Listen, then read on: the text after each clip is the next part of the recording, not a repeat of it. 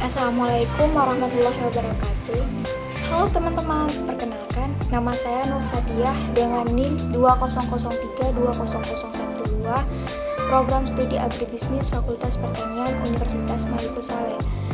Adapun tujuan dari pembuatan video kali ini yaitu untuk memenuhi tugas ujian akhir semester mata kuliah Koperasi Kelembagaan Agribisnis.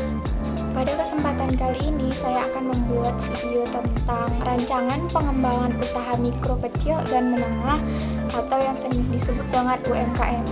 Nah, sebelum kita mengetahui apa saja rancangan UMKM itu, terlebih dahulu kita harus mengetahui apa sih UMKM itu.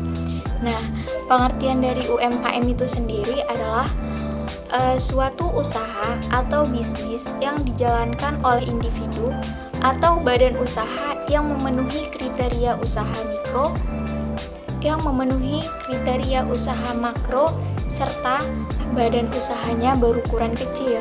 Nah, adapun strategi pengembangan UMKM itu di sini kita akan memaparkan 4. Ya, yang pertama yaitu kerjasama penyedia kredit bagi UMKM dengan bunga yang rendah. Yang kedua, memperluas jaringan pemasaran. Yang ketiga, memperbaiki kualitas sumber daya manusia. Dan yang keempat yaitu menciptakan iklim usaha yang kondusif. Nah, yang pertama kita akan membahas tentang kerjasama penyedia kredit bagi UMKM dengan bunga yang rendah. Nah, kredit UMKM itu adalah bantuan modal yang diberikan kepada debitur usaha mikro, kecil, dan menengah yang memenuhi kriteria usaha kecil dan menengah.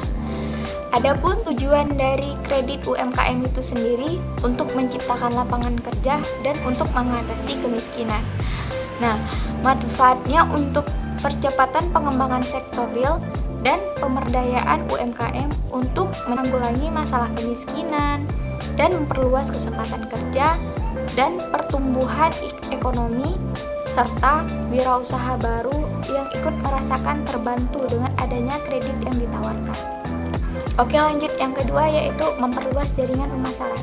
Perluasan pasar dilakukan dengan menggunakan media sosial. Contoh media sosial yang digunakan seperti Instagram, WhatsApp, dan Facebook. Nah, tujuan dari pemasaran online yaitu dapat dengan adanya internet dan media sosial dimungkinkan untuk dapat melakukan pemasaran secara luas ke pelosok-pelosok negeri.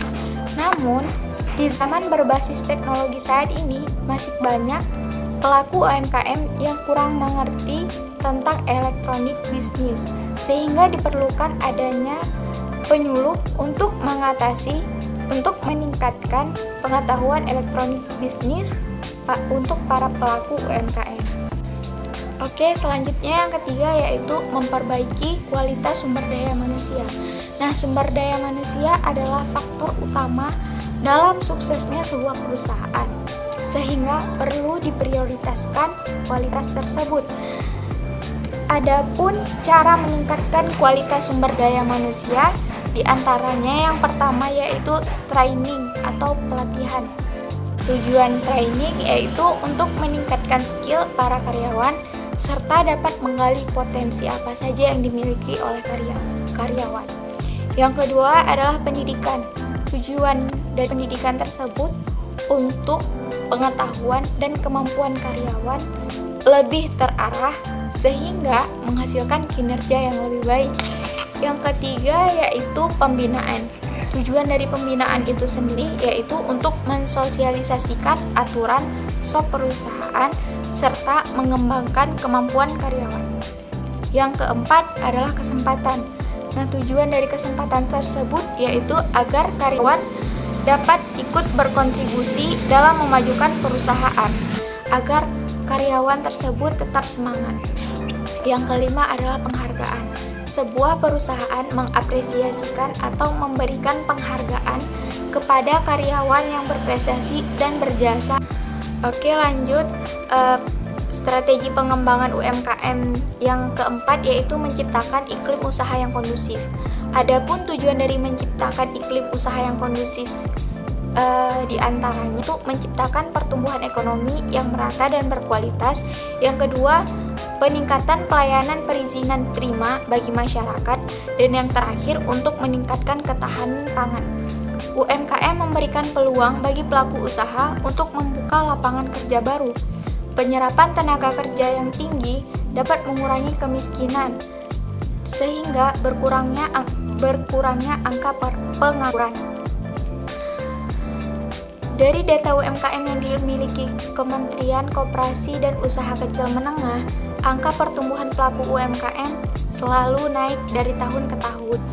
Yang terakhir yaitu peran UMKM dalam memberikan devisa.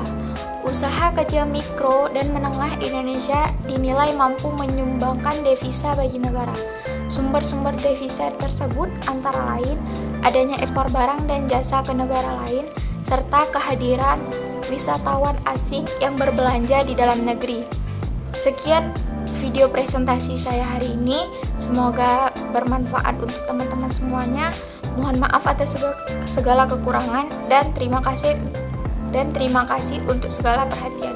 Billahi taufik wal hidayah. Wassalamualaikum warahmatullahi wabarakatuh. Bye bye.